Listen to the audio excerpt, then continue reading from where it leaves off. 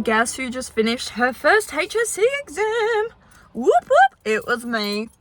It was me. I did it. I fucking did it, people. We did it. We did HSC exam numero Bluetooth. number 1. Waiting for connection.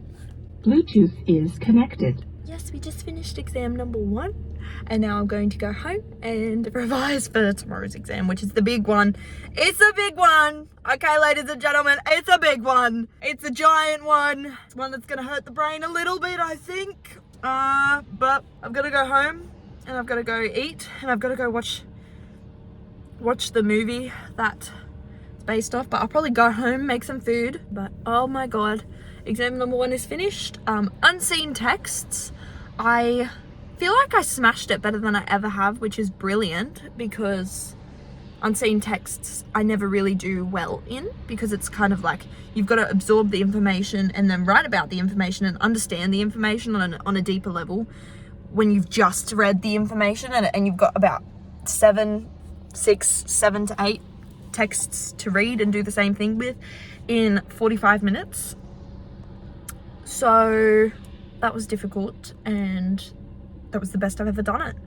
And my studying technique for that was to look at past papers and the recommended kind of answers that they give you, and then replicate and mimic the way that they talk, and extracted the information and learn how to do that by looking at them a bunch of times and like asking myself the question and then going through the text and then kind of formulating a verbal response so it doesn't take up as much time for my brain, and so I can get used to absorbing more information quicker.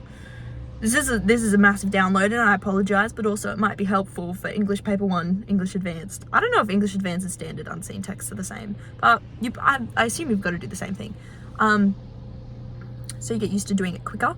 And I would do a verbal response, and then I would read the Band 6 response, and it would either be similar or not similar, and then I would critique myself and implement what needs to change and what needs to improve, what I need to include in that response for unseen.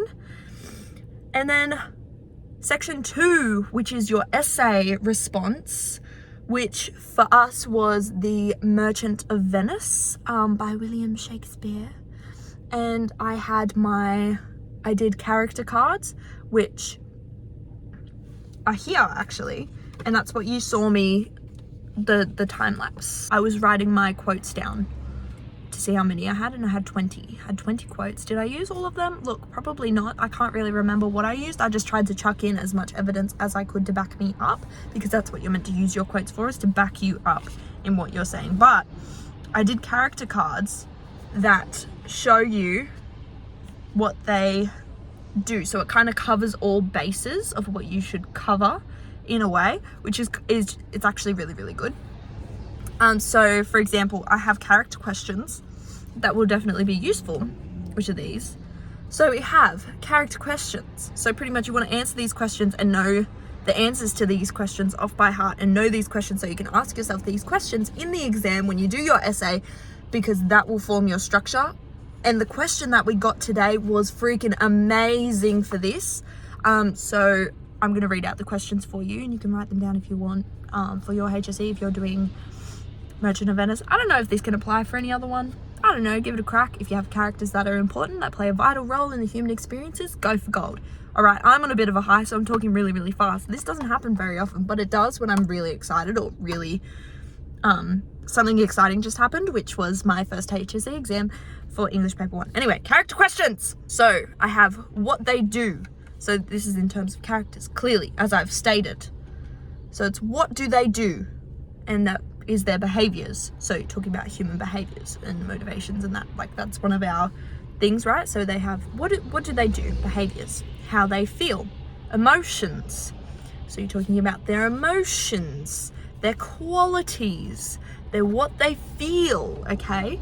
And then they have why they do it. So why do they do what they do? What are their motivations? That's what it is. It's their motivations.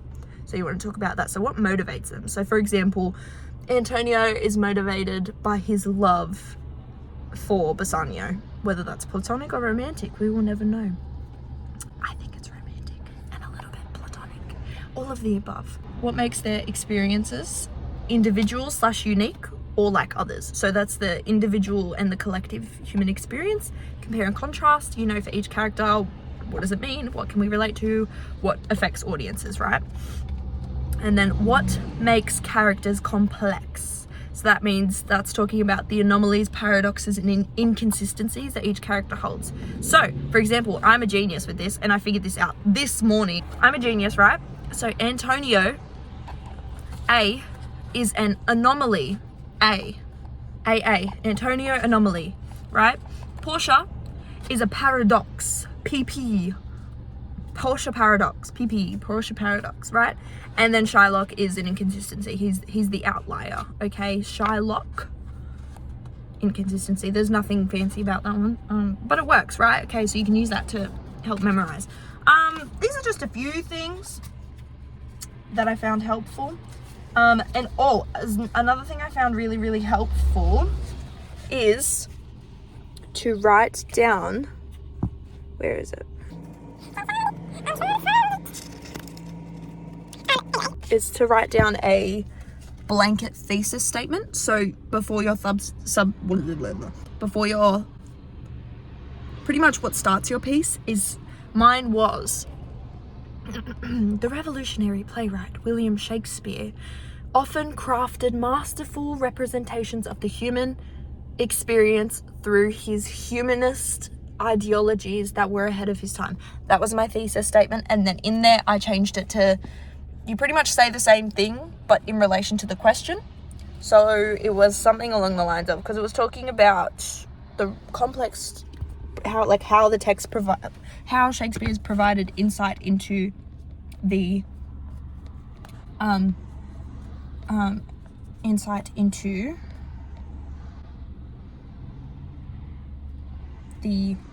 my god, what was it?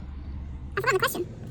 How Shakespeare provided insight into the complex relationship between human qualities, motivations, and actions, which covered in my cards, okay? But one thing that I probably could have improved upon is the listing of techniques.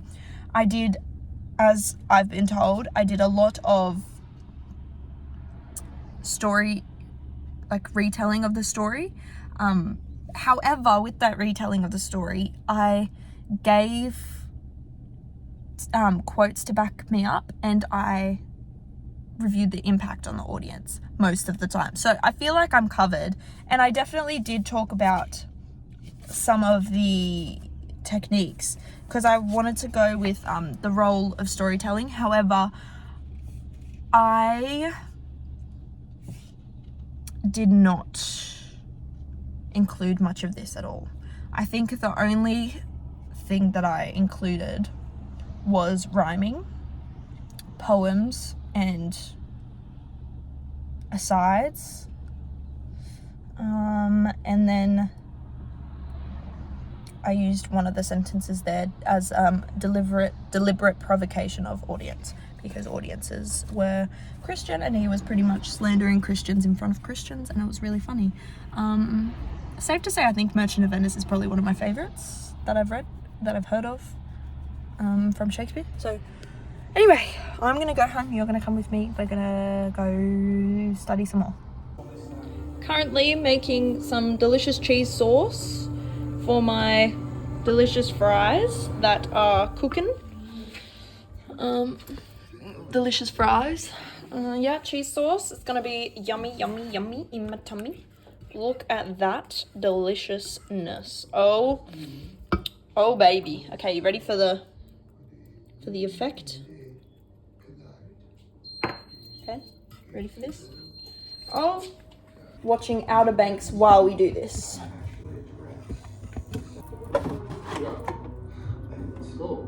Add some more milk.